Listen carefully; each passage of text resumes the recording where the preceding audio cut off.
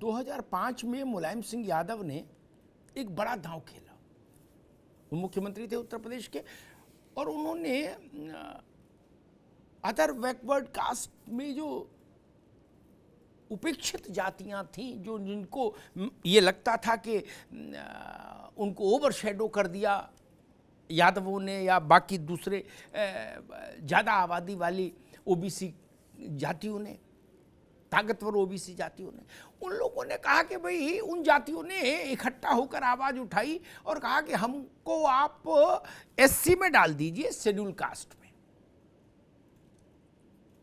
इस मांग को 2005 में मुलायम सिंह जी ने स्वीकृति दे दी और इस पर एक व्यवस्था, सरकारी आदेश जारी करा दिया। आदेश जारी हुआ तो हंगामा होना था, हंगामा हो गया। अब हंगामा हुआ, मामला अदालत गया। अदालत ने मुलायम सिंह यादव की सरकार के आदेश को निरस्त कर दिया और अदालत ने कहा कि ये राज्य सरकार के अधीन मामला नहीं आता, इसलिए मुलायम सिंह को ये करने का अधिकार नहीं। मुलायम सिंह के बाद सरकार आई मायावती की। अब मायावती ने कहा कि भाई, उन्होंने इस मसले पर कोई सीधी टिप्पणी तो नहीं की, कोई सीधी टिप्पणी तो नहीं की, लेकिन उन्होंने चिट्ठी लिखी केंद्र को, मायावती ने, जिसमें उन्होंने कहा कि अगर हमको, यानी अगर जो दलितों का आरक्षण है उसको 21 से बढ़ा के केंद्र 25 कर दे, तो हम उत्तर प्रदेश में ओबीसी की इन 18 जातियों को एससी की सूची में शामिल करने को तैयार है। न नौमन तेल हुआ, न राधा नाची, न एससी का आरक्षण 21 से बढ़ के 25 हुआ और राम मायावती ने 18 ओबीसी जातियों को उसमें डाला। दृश्य बदलता है और अब मुलायम सिंह जी के बेटे आ जाते हैं सरकार में, अखिलेश बाबू। उन्होंने भी घोषणा कर दी कि 18 जातियां ओबीसी की एससी हो गई और सारे डीएम को आदेश चला गया, सारे जिलाधिकारियों को, कि ये जो 18 जातियां हैं ओबीसी की, जिनको कल तक ओबीसी का सर्टिफिकेट मिलता था जाति का, उनको अब आप लोग कचहरी से, कलेक्ट्रेट से एससी का सर्टिफिकेट देंगे। उस पर और बवाल मचा, कुछ दलित संगठन चले गए अदालत फिर, और अदालत ने फिर हमेशा की तरह सरकार की अधिसूचना निरस्त कर दी, खारिज कर दी। फिर आए योगी जी महाराज, भाजपा की सरकार आई। अब इतना जब हो चुका था, वोट का खेल था, तो नेता या कोई राजनीतिक दल लोभ का संवरण करे भी तो कैसे करे, उसकी तो जान वोट में बसती है। तो भाजपा की सरकार ने भी कह दिया कि भाई ये 18 ओबीसी जातियां शिफ्ट कर दी हमने एससी में। फिर वही कहानी दोहराई गई, अदालत, हाई कोर्ट पहुंचा मामला और हाई कोर्ट ने अंततः योगी सरकार की उस अधिसूचना को भी निरस्त कर दिया। और निरस्त करने के बाद डांट अलग लगाई, कहा कि भाई बार बार उत्तर प्रदेश की सरकारें इस इशू को क्यों लाती, जब हमने एक बार कह दिया कि आपके डोमेन का नहीं, राज्य सरकार इसको तय नहीं कर सकती कि कौन ओबीसी में रहेगा, कौन एससी में रहेगा, केंद्र करेगा। अब गेंद फिर वापस आ गई। लाख टके का सवाल ये कि जब सबको मालूम था कि लखनऊ की कलम से ये 18 ओबीसी जातियां एससी में नहीं जा सकती, तो मुलायम सिंह, अखिलेश यादव, मायावती जी, योगी आदित्यनाथ जी, सब लोग इसका फैसला अनाउंस क्यों करते रहे? क्या ये लॉलीपॉप टाइप की पॉलिटिक्स है? क्या ये उन 18 पिछड़ी जातियों के साथ गाजर लटकाने जैसा कार्यक्रम था कि आप हमको वोट दे दो हमारी घोषणा पर भरोसा करके, फिर बाद में अदालत जो करेगी सो करेगी। 5 से लेके और 22 तक कितने चुनाव हो गए उत्तर प्रदेश में, लोकसभा के, विधानसभा के, और हर बार ये 18 जातियां टकटकी लगा के देखती रही कि हो सकता है अब की वाला जो सरकार का फैसला आदेश है वो सही निकल जाए। लेकिन ना होना था ना हुआ। ऐसा क्यों होता है? और राजनीति किसी बड़े वर्ग के सपनों से खेलने का औजार बन गई क्या? ये जो निषाद पार्टी, मुझे अच्छे से स्मरण है, संजय निषाद की पार्टी जो अब भाजपा की गठबंधन में है, भाजपा की सहयोगी दल है, और जिसके कोटे से संजय निषाद जी खुद मंत्री हैं, ये विधानसभा चुनाव में इसी बात पर को लेके भाजपा के साथ जुड़ी थी कि भाई हमारी निषादों को, निषाद, मल्लाह, केवट, ये जो जातियां हैं वो ओबीसी की 18 की सूची में ही, उनको एससी में शामिल कराने के लिए भारतीय जनता पार्टी लखनऊ से दिल्ली तक कोशिश करेगी और कराएगी। इसी पर निषाद पार्टी भाजपा के साथ आई थी और निषाद भाजपा के साथ आए थे, लेकिन वैसा कुछ हुआ नहीं, चीजें फिर वहीं की वहीं। लेकिन अब संजय निषाद चूंकि मंत्री हैं तो लड़ाई भिड़ाई भी नहीं कर सकते, ज्यादा लड़ाई भिड़ेंगे तो फिर कुर्सी भी जाएगी। तो अभी उन्होंने रुख ये ले लिया है कि देखते हैं, बात करेंगे, बताएंगे, समझेंगे। ये है राजनीति का सच। यानी राजनेता, सरकारें वो चीज भी बेच देती हैं जिसे बेचने का हक ही उनके पास नहीं। ये कुल मिलाकर ये गणित है इस नए आरक्षण के खेल का। 17 साल हो गए इस लॉलीपॉप को दिखाए हुए। जो सरकार आती है वो कहती है बस अब आदेश कर दिया है, अब आप सब लोग एससी में आ जाओगे। वो 18 जातियां ओबीसी की देहरी पर आंख टिकाकर बैठी रही इन 17 सालों में, और वही ढाक के 3 बात ना होना था ना हुआ। लेकिन सियासत जारी है। और मजे की बात ये देखिए, मतलब ये Bharat, it happens only in India. केवल भारत में ही ऐसा हो सकता है और किसी देश में नहीं हो सकता आज के दौर में। बाहर नेता क्या बोलते हैं मंच पर, लगता मंच ही तोड़ डालेंगे, है तखत तोड़ देंगे, किसी पार्टी के नेता हूं। और वहां हाई कोर्ट में क्या कहा जाके एडवोकेट जनरल ने कि ना जी ना, हमारे पास तो कोई अधिकार ही नहीं ऐसा नोटिफिकेशन जारी करने का। कोर्ट ने कहा खारिज कर दे, बोले हाँ जी तुरंत खारिज कर दो। क्योंकि वो जानते हैं नेता कि जो वोटर है वो मंच की बात सुन पाता है। अदालत में अंग्रेजी में किसने क्या गिटर पिटर की, ननकू कहां समझ पाता है। मसला यही है, ना होना था ना हुआ। लेकिन फिर भी 17 साल से जो भी सरकार रही उसने ये गाजर चौखट पे लटकाई जरूर। 18 जातियां ओबीसी की, बोले एससी बना दिया तुमको। नहीं बना सकता था, पहले दिन से सबको पता था। फिर ये इतने साल तक ये सिलसिला क्यों चलता रहा सरकार दर सरकार? एक तो एजेंडा ये कि भाई जो 18 जातियां हैं ये हमारी तरफ आ जाएं ओबीसी की, तो हमारी थोड़ी सी खुद मुख्तारी ज़्यादा हो जाएगी, सीटें ज़्यादा आ जाएंगी, सरकार बनेगी तो टिकेगी टाइप का।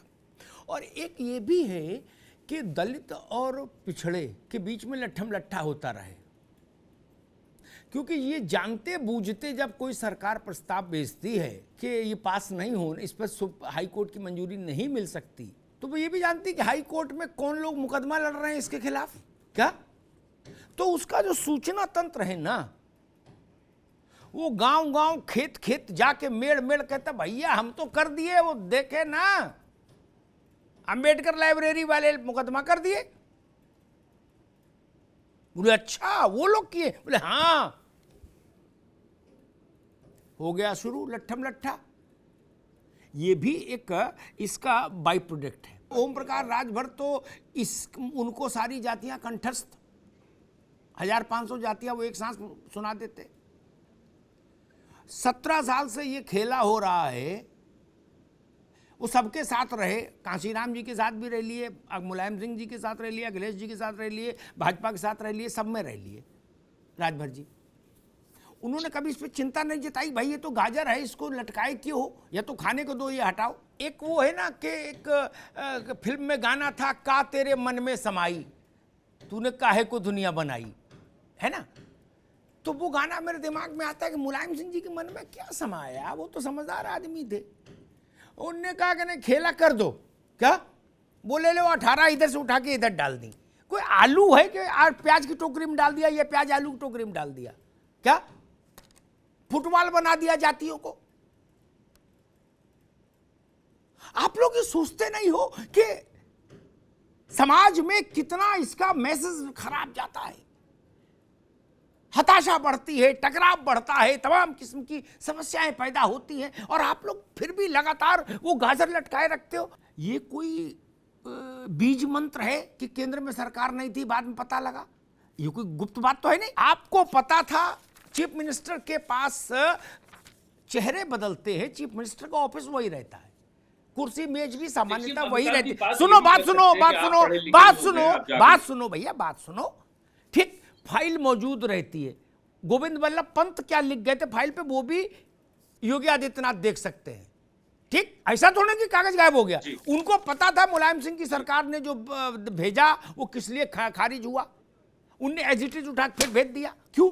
उनको पता नहीं था? उनको भी पता था। वही तो मैं पूछ रहा हूं, का तेरे मन में समाई। ये वैसी बात है जैसे कोई डीएम, ठीक, जान अब डीएम बना है तो पढ़ लिख के बना है, गुटखा खा के तो घूम के तो बना नहीं डीएम, पढ़ लिख के बना होगा। अब वो मान लीजिए शरारतन कर दे कि सुनील अरकवंशी ने असला के लिए अप्लाई किया, उसने कहा बोफोर्स तोप सैंक्शन। क्या अब असला बाबू बोफोर्स तोप तो नहीं दे सकता, तो जानता है कि इनकी डीएम की रेंज कितनी है, क्या? लेकिन जब जब फाइल गई उसने लिख दिया बोफोर्स सैंक्शन तोप। क्या ये क्या मजाक है? ये सुनील अरकवंशी के साथ मजाक कर रहे हो फिर आप? उनको तो पता नहीं, वो कहेंगे अरे भाई कलेक्टर साहब ने तो लिख दिया था इनको एक बोफोर्स तोप दी जाए, मैं गोला बारूद है, बोले बताओ फिर भी नहीं दिया। ले ये क्यों करते हो आप लोग बेईमानी? ये मैं सिर्फ इतना सवाल लेके आया हूं। पुराने सारे हादसे फाइल में थे, आपने कहा ना मेरा भी मन टोटे टोटे हो रहा है, एक बार हम भी खेलेंगे। बोले ये दो लोग खेले थे, इनका हाल पता है? बोले सब जानते लेंगे खेलेंगे, कसम भगवान की एक बार खेलेंगे। आपने भी ठेल दिया, आपको भी पता था कि क्या होना है। बोले तब तक 19 का चुनाव तो निपटवा लो और 22 का निपटवा लो, फिर देखेंगे। 19 और 22 दो निपट गए एक कागज में, A4 साइज का 4 पन्ने लगे, 19 और 22 दोनों निपट गए। संजय निषाद मंत्री हो गए, जय सिया राम। क्या वो अलग पंजीरी खा रहे हैं निषाद जी? 19 का चुनाव था, ठीक, दिल्ली चाहती थी कि निषाद पार्टी से अलायंस हो जाए भाजपा का, ठीक, क्योंकि ये राजभर अलग चले गए थे, ठीक, एक चाहिए था ओम प्रकाश राजभर या संजय निषाद में से एक चाहिए था। तो राजभर चूंकि उधर नेतराम की कचौड़ी खा रहे थे नेताजी के यहाँ, तो फिर वो इधर इनको पकड़ लो।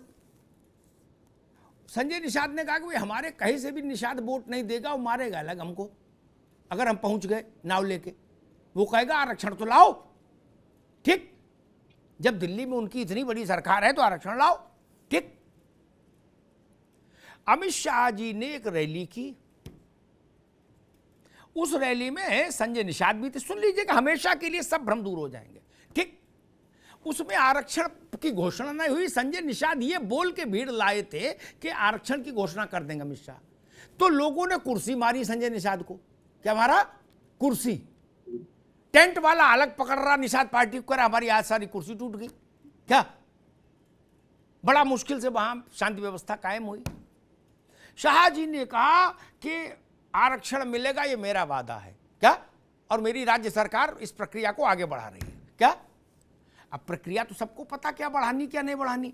उनने वो अखिलेश वाला कागज निकाला, अखिलेश यादव वाला, बोले भाई इसमें डेट चेंज करो, मेरा उनके नाम जगह मेरा नाम डालो और तुरंत मोहर मारो। बोले इसको जारी कर दो।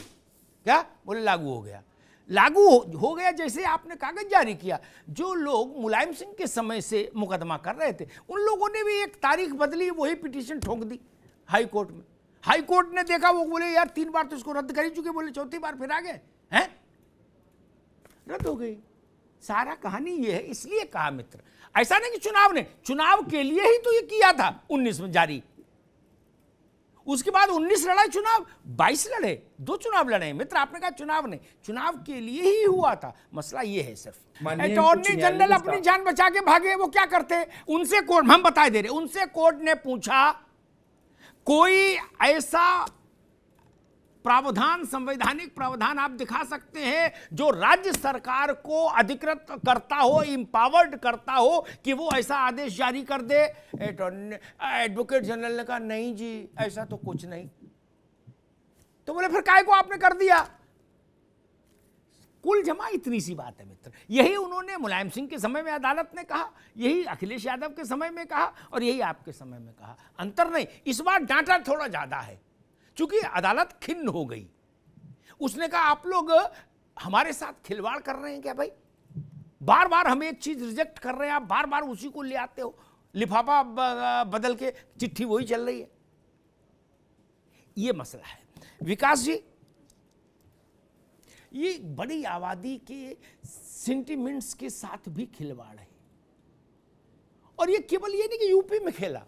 मुझे याद है मनमोहन सिंह जैसे भले आदमी, क्या जो मैं जानता हूं दिल से वो इस तरह के पचड़ों में कभी नहीं पड़ रहे, क्या, लेकिन पार्टी तो पार्टी होती है। उनके 4 समझदार लोग बैठे और उन्होंने मनमोहन सिंह से कहा कि चुनाव में जाने को जब बिल्कुल मतलब घंटी बज गई थी चुनाव की, क्या, तो बोले भाई 4-6 कागज टाइप करो यार, जो भी हो सकते हो, और जाट को रिजर्वेशन दे दो, क्या, और खटखट मोहर लगाओ, जारी कर दो, है सारे अखबारों में, टीवी में, बोले जाट को रिजर्वेशन मिल गया। सुप्रीम कोर्ट ने सम्मानपूर्वक विधिवत फटकारते हुए सरकार को रिजेक्ट कर दिया। राष्ट्रीय स्तर पर सम्मान समारोह अलग हुआ। तो सरकारें ऐसा क्यों करती हैं, जानते बूझते कि जो वो आरक्षण को लेके जो वो घोषणा कर रही हैं, ये घोषणा दम तोड़ देगी अदालत की सीढ़ी पे। पार्टियां अपने अपने हिसाब से बोलेंगी, क्या, अपने को बचा के दूसरे पर ही बोलेंगी, अपने सहयोगी को भी बचाएंगी, स्वाभाविक है। लेकिन क्या ये सच नहीं, जब चुनाव आया तो जो जाग नींद से उठे और जो जात दिख गई सामने, उसी को आरक्षण घोषित कर दिया, क्या, बोले चुनाव तो निपट ही जाएगा, बाद में कोर्ट में आज थोड़ी न खारिज हो जाएगा। हमने जाटों का आरक्षण ओवरनाइट देखा, वही बात कोर्ट ने पूछा, कोई कागज है, नहीं, कोई गिनती कराई, नहीं, कोई सर्वे कराया, नहीं, बोले फिर कैसे कर दिया, बोले ठीक है तब खारिज कर दो जी, हम चले जाएंगे ऑटो पकड़ के। हो गया चुनाव तब तक। ये आरक्षण को कितना मतलब फुटबॉल बना दिया है, गुलेल बना दिया है, क्या बना दिया गया हिंदुस्तान में, इतना संवेदनशील विषय। इससे पूरा समाज प्रभावित होता है, जो आरक्षित है वो भी, जो आरक्षित नहीं है वो भी। उसके बावजूद भी ऐसे ही खेल चल रहा है। पैरों में ताकत तो है सबके, लेकिन वो गोल करना ही नहीं चाहते। वो अभी चाहते हैं कि अभी मैदान में गेंद घूमती रहे। गोल करना चाहे तो कर ही सकते हैं, कौन रोक रहा है, उसकी व्यवस्था है। हमने कहा कि वो गोल तक जाने नहीं करना नहीं चाहते, ठीक जी। एक बात मुझे याद आती है, मैंने आरक्षण को लेके नागराजन मामले में जो जजमेंट आया और उससे लेके जाट वाले मामले में सुप्रीम कोर्ट ने जो कहा या राज्यों की हाई कोर्ट्स ने जो कहा, ओबीसीज और एससीज के विवाद जब हुए, उसका मूल स्वर ये है, अगर मैं उसको 1 लाइन देना चाहूँ कि सारी अदालतों ने मूल क्या बात कही जो सब में कॉमन है, आरक्षण से जुड़ा कोई मसला गया हो, वो ये अदालत पूछती है सरकार से, कोई सरकार लेके जाए प्रस्ताव, मनोज जी सुनिएगा, आपने जिस जाति को आप आरक्षण के उसमें करना चाहते हैं, व्यवस्था के अधीन लाना चाहते हैं या घटाना बढ़ाना चाहते हैं, उसका क्लास चेंज करना चाहते हैं, ओबीसी टू एससी या एससी टू ओबीसी, वो जो भी, या एससी टू एसटी, वो पूछते कोई सर्वे हुआ है, वो पूछते हैं जाति की संख्या को लेके कोई प्रामाणिक आंकड़ा है, कहते नहीं। बोले फिर आपने कैसे मान लिया, बोले ऐसे रात में सपना देखा था, मन आ गया तो बना दिया, ठीक। इसी टाइप की, मतलब ये तो मैंने थोड़ा ह्यूमरस टच दे दिया, लेकिन मूर्खता इसी टाइप की अदालत में कही जाती है। इसको हम लोग थेतरई बोलते हैं, क्या, ये मूर्खता नहीं, थेतरई होती है, क्या।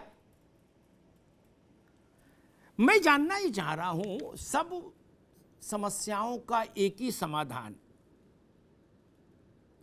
जाति के आधार पर जनगणना क्यों नहीं करा ले एक बार देश भर में, हमेशा का झंझट खत्म।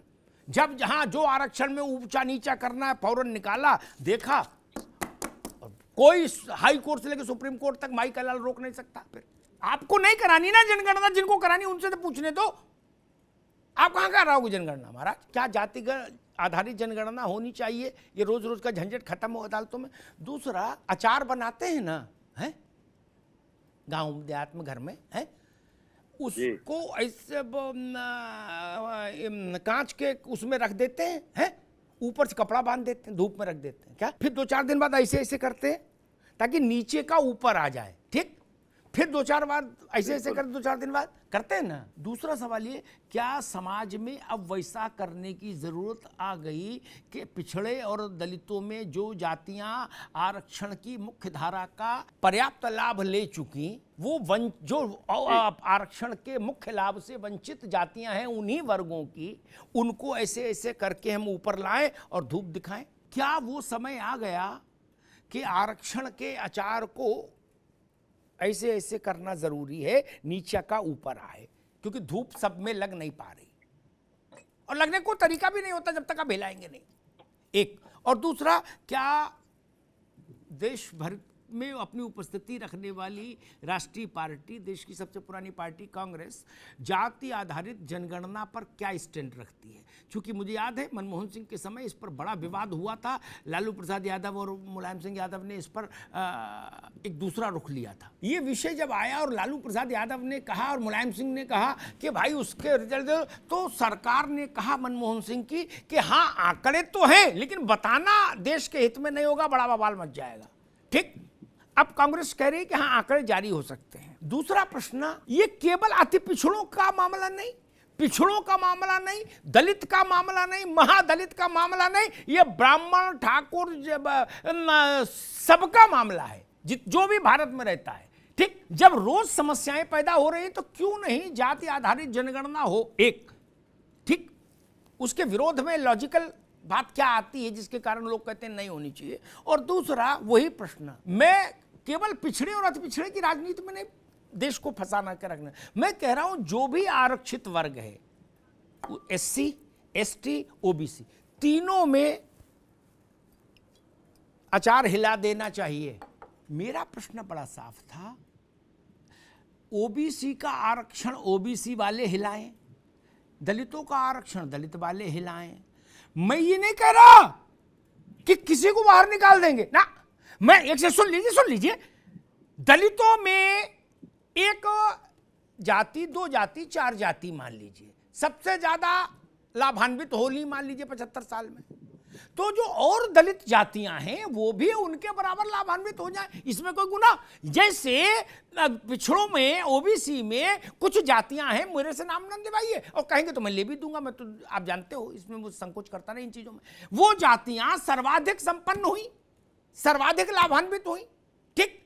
उन्हीं की OBC वर्ग की ही दूसरी जातियां कहती भैया यहां तो खिड़की खुली नहीं, तो इसमें क्या समस्या है भाई? इसमें क्यों तर्क दिए जा रहे हैं कि नहीं हिलाओ नहीं, ऐसे ही रखा रहने दो अचार, चाहे फफूंदी लग जाए लेकिन हिलाओ नहीं। मैं एक सवाल पूछता हूं, रामविलास जी का परिवार सामाजिक, आर्थिक, राजनीतिक, शैक्षणिक, स्वास्थ्य सब कारणों से हुष्ट-पुष्ट है कि नहीं?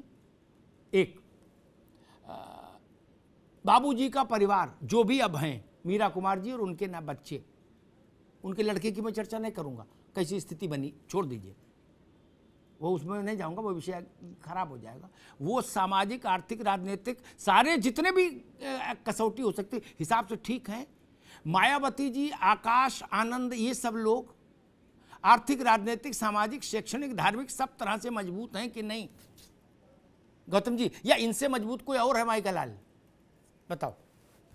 निश्चित तौर पे अगर ये इस हिसाब से देखा जाए तो आर्थिक तौर पे नहीं, आर्थिक नहीं, फिर आपने गोलमोल कर दे। आर्थिक, धार्मिक, राजनीतिक, सामाजिक जितने नाम ले वो सब तरफ से कोई माई का लाल बता दो जो इनके यहां गया हो, बिना पांव छुए लौटाए और जूता पहन के अंदर चला जाए, और क्या सामाजिक होता भैया?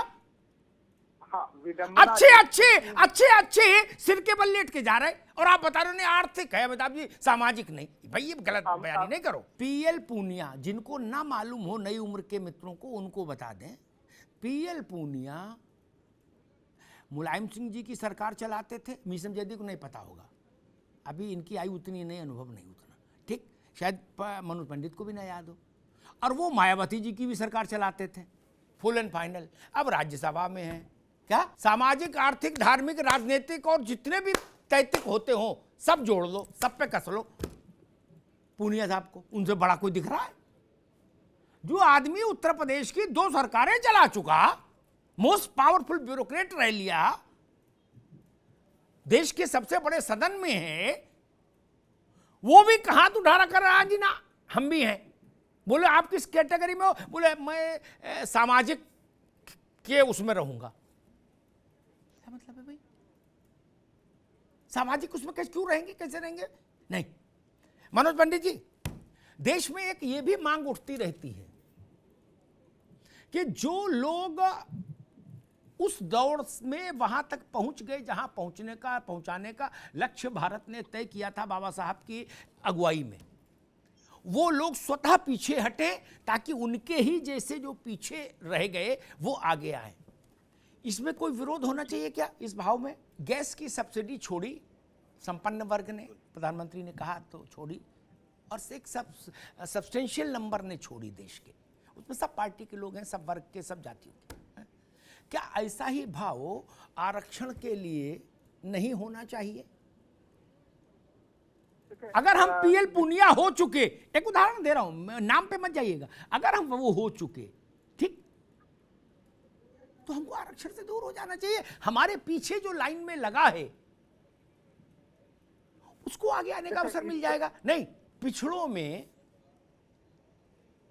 कुछ जाति हैं 2-3, क्या सब तो किसी में नहीं होते, ठीक, सब तो ब्राह्मण सरसब्ज नहीं, सब बनिया सरसब्ज नहीं, कोई सब तो किसी में नहीं होते, विश्व में कहीं नहीं। जहां जाति आधारित समाज नहीं है वहां भी हर आदमी बराबर पे तो है नहीं।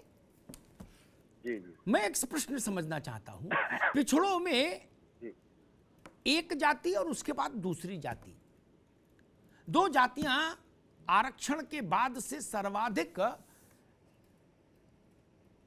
समाज में उनकी उपस्थिति महत्वपूर्ण हुई, ताकतवर हुई सारे कोणों से, ठीक, आप समझ रहे होगे क्या? लेकिन ये बात हम प्रजापति के लिए नहीं कह सकते, निषाद के लिए नहीं कह सकते, आज भी मल्लाह के लिए नहीं कह सकते, धीमर के लिए नहीं कह सकते, केवट के लिए नहीं कह सकते। फिर उनको वो आगे कैसे आएंगे? मुझे लगता है एक चीज और भी बड़ी महत्वपूर्ण है, जाति आधारित जनगणना से एक लाभ और होगा। हालांकि कुछ लोग कहते हैं कि उससे बड़ा वो सामाजिक वो वैमनस्यता पड़ जाएगी। अभी कौन सी कम है वैमनस्यता? अरे जो सब जग जान रहा वो कागज पे आ जाएगा तो क्या आफत आ जाएगी? जान नहीं रहे लोग, सब जान रहे। जो चुनाव लड़ता है वो सब जानता है, उसकी जेब में जनगणना है। गलत कह रहा हूं क्या? बिल्कुल। नेता की जेब में जनगणना है, आप अपनी लगाए घूम रहे हो, बोले नहीं जाति गणना नहीं, 21वीं शताब्दी सदी में ऐसा नहीं होना चाहिए। अच्छा जी, और चुनाव में क्या होता है? खैर, मैं एक और भी अच्छी बात मैं सुझाव के तौर पर देश के सामने रख रहा हूं, सब वर्गों का सम्मान करते हुए। क्या ये बेहतर नहीं हो, अब 75 साल हो गए, कि SC ST का जो आरक्षण है वो और जो पिछड़ों का आरक्षण है, जाति आधारित जनगणना हो जाए तो उस जो लंब आरक्षण है, मान लीजिए 21%, तो 21% को जो उस SC वर्ग में जो जातियां आती हैं उनकी संख्या के हिसाब से कोटे वाइज बांट दो, झंझटी खत्म। यही काम OBC में होना चाहिए। अभी हो क्या रहा है मीसम जैदी जी, चौराहे पर एक डब्बा लड्डू का लाके रखा जाता है आरक्षण का। क्या जो लोग उस गोल सर्किल में आगे हैं वही पूरा लड्डू खा जाते हैं हर बार? क्या पीछे वाला अगर मान लो धक्का मुक्की करके पहुंच भी जाता तो चूरा मिलना मुश्किल ये है। मैं लड्डू की बात करके बात समझ कर दूंगा। गौतम राणे समझदार है, वो जानते हैं कि मैं क्या कहना चाहता हूं, हैं? क्या सच नहीं है? उसी गोल चक्कर पर बार बार लड्डू रखा जाना है हर चीज में आरक्षण का। और जो ताकतवर लोग हैं वो चारों तरफ से घेरे बैठे, बोले चलो भाई लड्डू आ गए। क्या पीछे वाला टकटकी लगाए देख रहा है? बाबा साहब ने इसलिए तो नहीं किया था ये, बीपी मंडल साहब इसलिए तो नहीं किए थे ये रास्ता। इसलिए मैं कहता हूं, अगर आप हिला नहीं सकते, या जो बात गौतम राणे कह रहे, आप स्वेच्छा से ऐसा नहीं कर सकते कि अपने ज्यादा कष्ट में जो भाई हैं उनके लिए छोड़े, तो फिर कानूनन ऐसे हिलाना चाहिए। मेरी बात बड़ी है लेकिन महत्वपूर्ण है। फिर हिलाइए, अचार में फफूंदी नहीं लगनी चाहिए। लोक जीवन का व्यवहार कहता है गौतम राणे जी, अचार में फफूंदी लग जाती है अगर हिलाओगे नहीं। क्या मजा खराब हो जाएगा मित्र, सब अचार सड़ जाएगा। हिला दो, क्या दिक्कत क्या है? मैं कहां कह रहा इसमें कोई दूसरा अचार डालो ना, ऊपर से बंद रखो, जो अंदर है वही अंदर रहेंगे, कोई बाहरी प्रवेश नहीं पाए। लेकिन हिला तो लो भाई, इसमें भी समस्या है आपको। ये हिलाना कौन सा ज्योतिबा फुले के सिद्धांत का उल्लंघन है? बाबा साहब के सिद्धांत का उल्लंघन है क्या? क्या काशीराम जी के किसी विचार का उल्लंघन है? नहीं ना। क्या काका कालेलकर के विचार का उल्लंघन है? नहीं ना। तो हिला दो ना, फिर क्या समस्या है? पश्चिमी उत्तर प्रदेश में जो राजनीतिक, उत्तर प्रदेश का पश्चिमी उत्तर प्रदेश, हाँ सॉरी, जो राजनीतिक परिदृश्य है उसमें एक जाति डोमिनेट करती है। क्या करती है ना? उसके पास सामाजिक ताकत भी है, राजनीतिक ताकत भी है। जहां अड़ जाए, जहां खड़ी हो जाए तो प्रशासनिक ताकत झुक जाती है ना? बाकी जातियां भी इसी देश की हैं, उनके साथ भी कुछ होना चाहिए, आगे आने का अवसर मिलना चाहिए। और मैं गौतम भाई की इस बात से चाहते हुए भी इत्तेफाक नहीं कर सकता कि ये स्वेच्छा से लोग हटना। मंदिर में दर्शन करने जो आगे घुस जाता है वो स्वेच्छा से हटता नहीं, घंटा भर वहीं खड़े होकर सारे मंत्र पढ़ना चाहता है। पीछे आदमी खड़ा है, फेंट हो रहा है, दर्शन नहीं कर पा रहा, ये कौन छोड़ देगा? नहीं, मैंने तो नाम लेके पूछा ना। ये लोग आज भी लाभ ले रहे हैं ना, और लेना अनंत काल तक जारी रखेंगे जब तक कानून नहीं आएगा।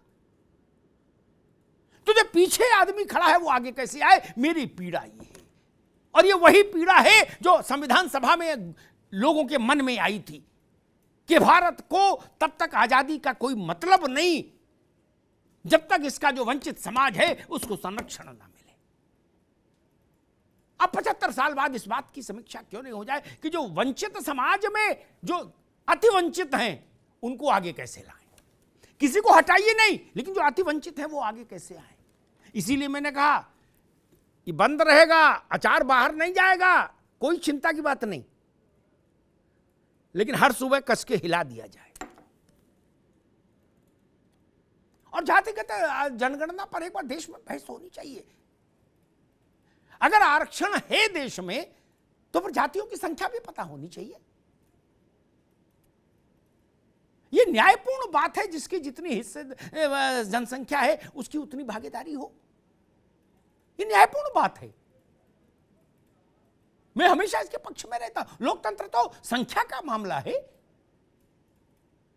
वो किसी धर्म के, जाति के, वर्ग के, संप्रदाय के लोग हो, उससे क्या फर्क पड़ता है? अंततः और प्रथमतः सब भारत के लोग हैं, we the people of India.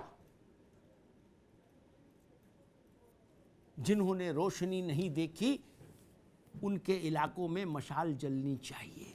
वो कैसे जले वो बुद्धिमान लोग तय कर लें, लेकिन मैं चाहता हूं जिन्होंने रोशनी नहीं देखी सदियों से उनके इलाकों में मशाल जलनी चाहिए। अबूझमाड़ के जंगल में चले जाइए, 75 साल हो गए गौतम भाई, हैं? आज भी जाके देखिए, एसटी का आरक्षण तो लागू है 75 साल से। क्या आज भी गाड़ी की हेडलाइट देखकर भाग जाते हैं वो लोग? क्या इसी देश के रहने वाले हैं? कैसे कैसे लाभ हो रहा है, ये तो देखना होगा। नहीं, ये देखना होगा। इसलिए जो सबसे कमजोर है उसके साथ व्यवस्था खड़ी हो, उसके साथ भारत खड़ा हो, हम सबका मन खड़ा हो, ये सबसे बड़ी बात है। सरकारें आएंगी जाएंगी, राजनीति चलती रहेगी, लेकिन ये जरूर ध्यान रखिए, तब तक देश में शांति नहीं रह सकती, देश में सहिष्णुता भी नहीं आ सकती, जब तक सबको विकास के हाईवे पर नहीं आप लाएंगे। कुछ लोग विकास के हाईवे पर गाड़ी दौड़ाए, बाकी लोग नीचे से टुकुर टुकुर देखें, ये नहीं चलेगा।